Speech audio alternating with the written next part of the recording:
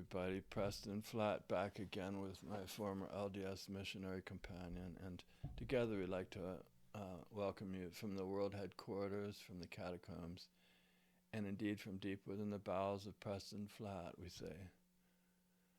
Our bowels are overflowing with goodwill toward all mankind, and therefore we do this video. You know, some of you have been on missions. I've been on one, and I thought it was pretty dang good. I mean, I still look back all these years later to my LDS mission, and I'm one of the few guys around that's a quitter. I mean, I don't go to the LDS anymore, but I still go to my reunion. But anyhow, the reason this comes to mind is because recently the LDS Church announced that they have a new way that people can become missionaries. That someone that's 40, like a guy that's 40 years old and single and doesn't have any dependent children living at home, hey, he can be a missionary again. And same with single ladies, unmarried, 40. They have their ways to be of service, perhaps in visitor centers or family history libraries and stuff like that. For the guys, basically, they are supposed to use whatever talents they have, you know, their expertise, to serve for, like, I forget if it's like 6 or 12 or, you know, anywhere from 6 months to 23 months. And you see, the thing is, even if they choose the longest option, the 23 months, the dang crummy thing is that at 23 months it's over with. And then what? It's just back to common life. And the thing that made missionary life sweet, well, I'd say it was cool that when I went it was 2 years, and I have to say that as the end of the 2 years approached, I did kind of count down the days that I could quit, or, you know, not be on the mission anymore. And I did very much appreciate being able to be sent back home in a somewhat honorable way, I guess. But now we're going to consider this along with this idea of Mormon monasteries. I did a previous video on it. And so this video, I think I'm going to call it Mormon Monasteries Revisited, because the whole reason that there was that concept of could the Mormons possibly have monks and monasteries and nuns and nunneries and all that, the whole reason for that would be that when people are on their spiritual high at the end of their 2 years, maybe for them, they don't really feel like getting married and playing house, being a householder, and being stuck in a silly 9-to-5 job their whole life. What if somebody doesn't want to do that and they just want to live a spiritual life, you know? Dedicate all their spiritual energies to God within whatever tradition they have. You know, the Catholics have it, other groups have it. But the consideration was, could the LDS possibly have something like that? Could they make a way that something like that would be possible?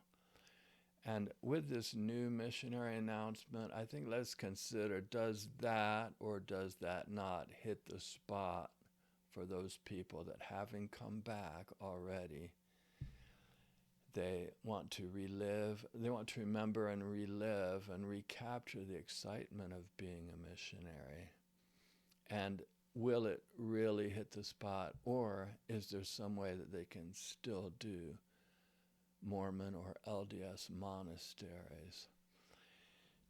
And so I have to credit my friend with his comment about LDS monasteries. He's the guy that kind of gave me the idea. His name's Corey, and I knew him in Taiwan many years ago. He was telling me through a message, he said, man, if the Mormons had had some kind of monastic tradition like that, I think I would have done it probably. Because when you think about all the about that very real spiritual high that people have after dedicating themselves solely to God, in theory, for 2 years. And then to have to just unplug from that and go back to just stupid old work and jobs and wrestling kids around and just the dumb things of life. If somebody doesn't want to do that, is there some place for them in the tradition? Is there some allowance that people like that could avoid having to become a householder and play house and struggle in the workaday world, in the 9-to-5 existence, and just go through life suffering in that kind of way? Isn't there some way? Of course, it's pretty well known now that the church has prospered through the years and does indeed have a lot of funds that they could put together, like such a monastic program, if it would fit with their doctrine and their level of inspiration on the subject. So it's not a matter of the church being not able to financially support such a thing.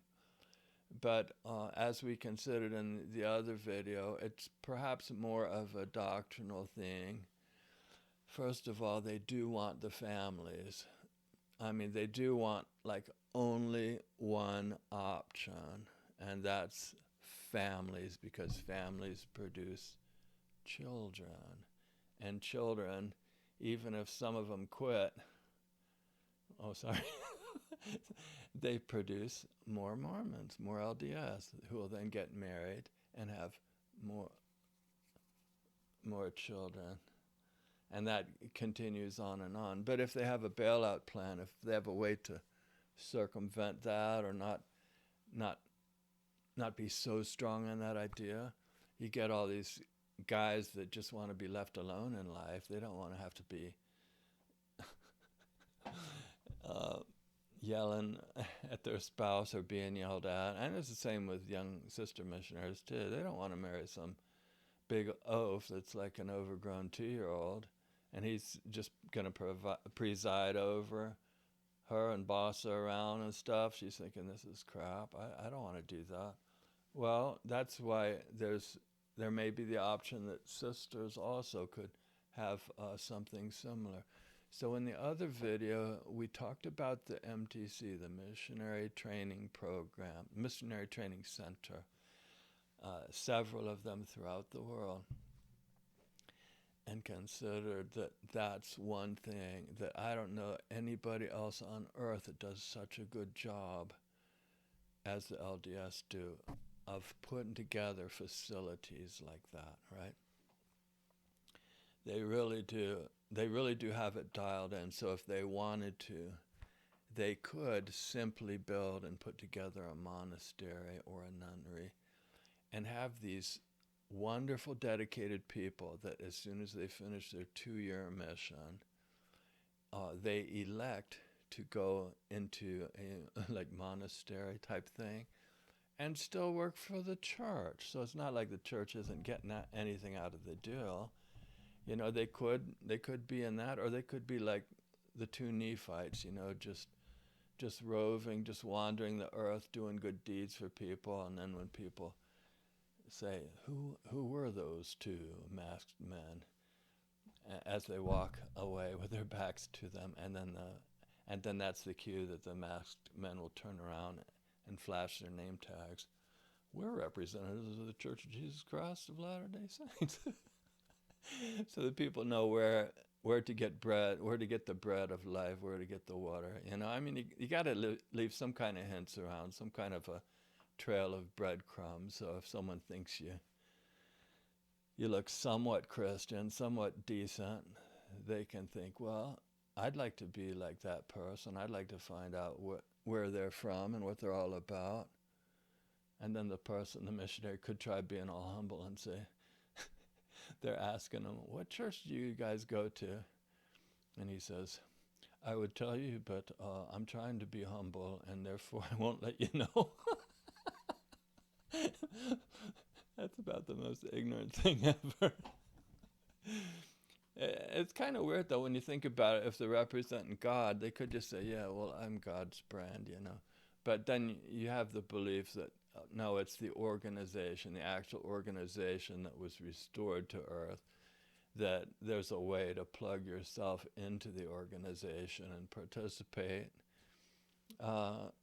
Yeah, in like a turnkey system. So that's why, you know, that could be one reason that they would want to tell people where they're from, you know. And so anyhow, what happens is with that monastic idea, uh, I don't know if it's going to hit the spot, because when you're a missionary, the cool thing is you're youthful, right? And you have a companion, right? You and your companion are going around. So you got the camaraderie, the brotherliness or the sisterliness. You're attacking the world together. You're going flat on into the world, being chased by dogs, being rained on, going through hurricanes, all kinds of adventures. But there's somebody there to witness it, you know what I'm saying? So that after your mission, you can say, hey, remember when we went through that hurricane together?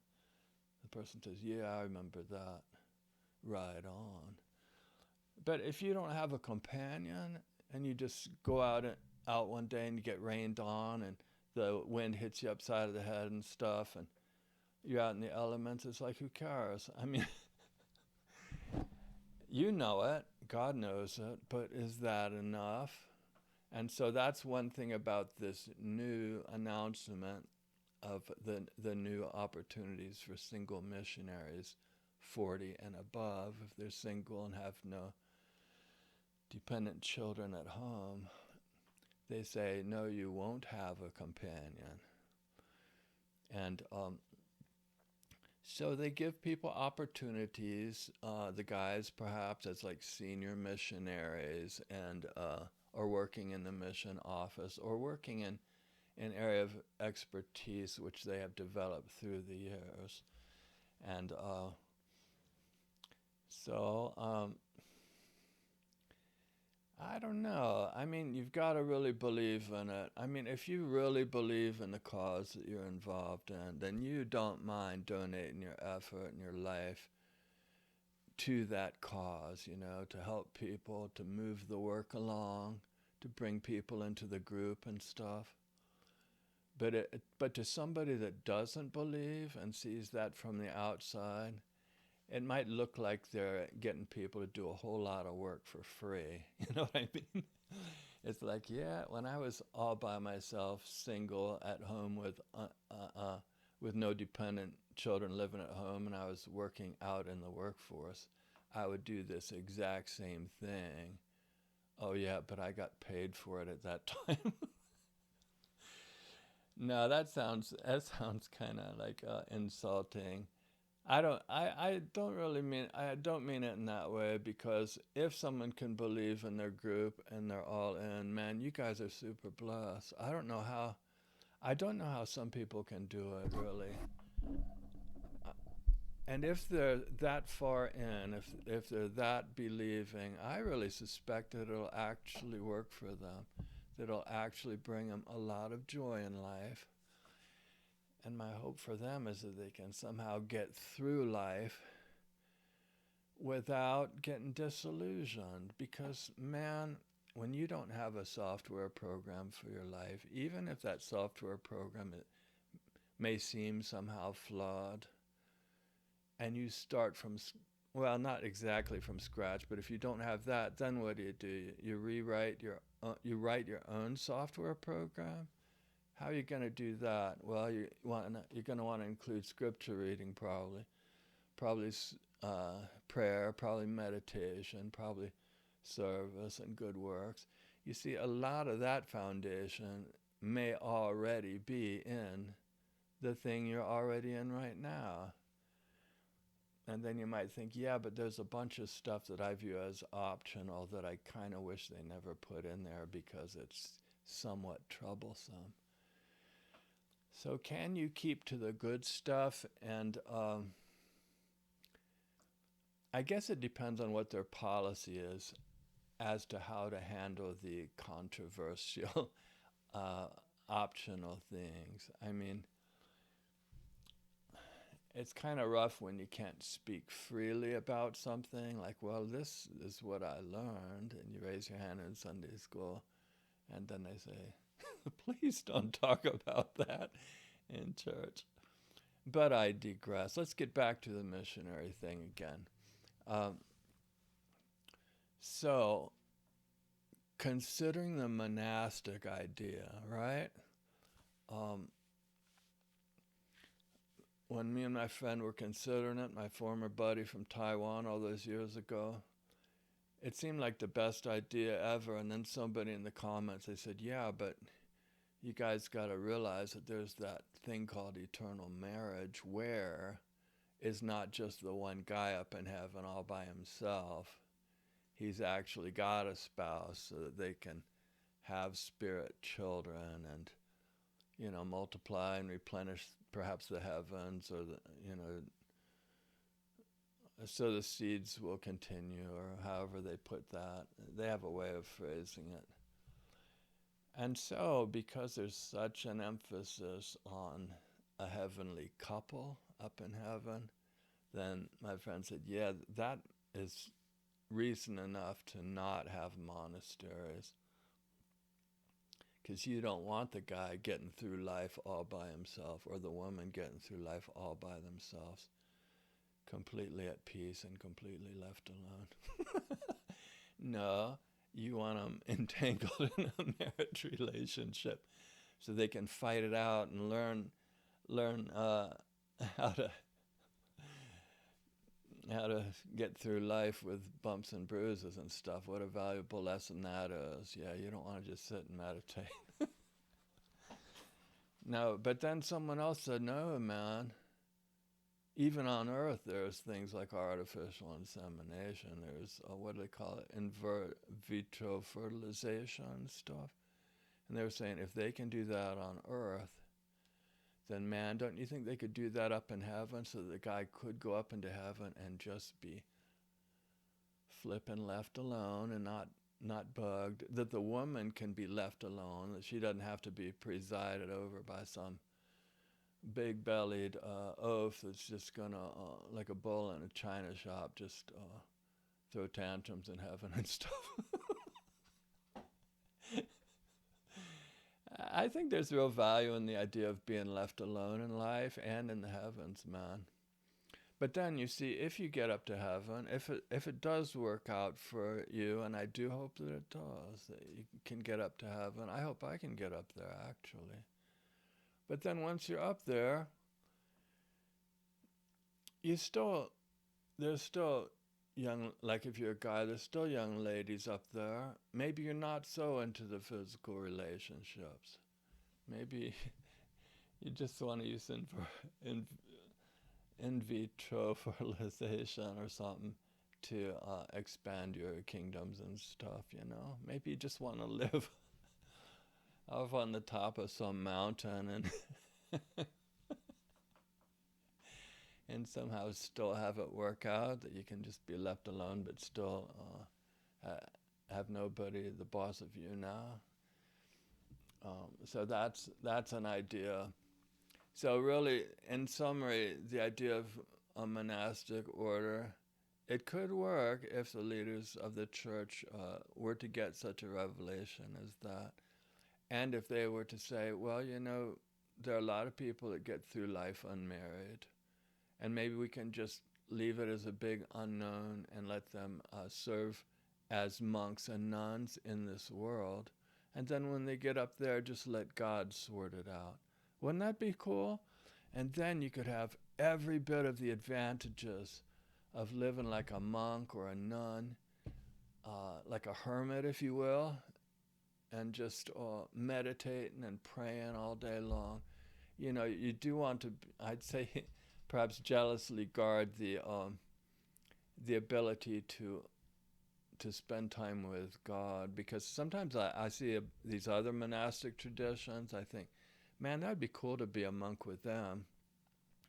But then you see something special about their actual life, and you see that they're out there wrestling cattle and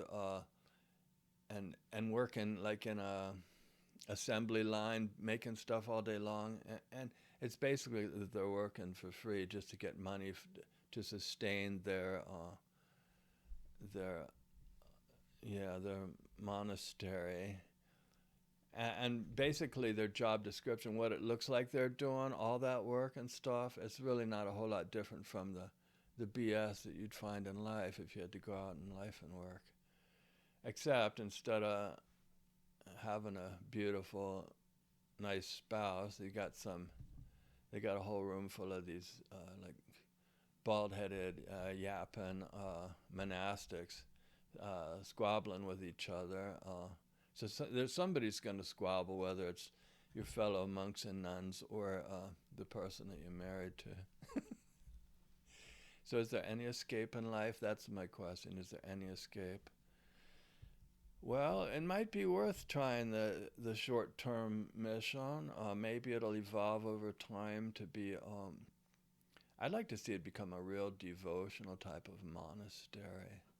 I mean, with scriptures and prayer and singing, and that so many of the tithes and offerings that have already come in, that have filled up the accounts of the church, that can simply be applied onto that, make it super beautiful, so it's a very rich spiritual experience, and then have just part of the day where they're, doing some answering letters or, doing some missionary work, maybe, a couple hours a day, but the rest, let it be such a spiritual, wonderful experience that people come into the church just for that. Wouldn't that be cool? Like somebody normally would not be interested in all. They'd think, oh, you're LDS, no thanks. But then you walk by with a monkhood, and they say, what religion are you? And you say, I'm a Mormon monk. I'm an LDS monk. And they say, what? I think I'd like to be that. And then you get people come into the church. And whether they pursue the family life or go on missions or whatever, or even just join the same monastery, you still got another player on the field. You still have more people reached and influenced, and more people working toward a spiritual ideal, both on earth and in heaven above. So that's my thought on that. Anyhow, much love. Please like and subscribe. And Elder Tursley, do you have anything you want to say? Oh man, you did good. Thanks a lot for putting in a good word for the monks and the nuns. All right, brother. Thank you.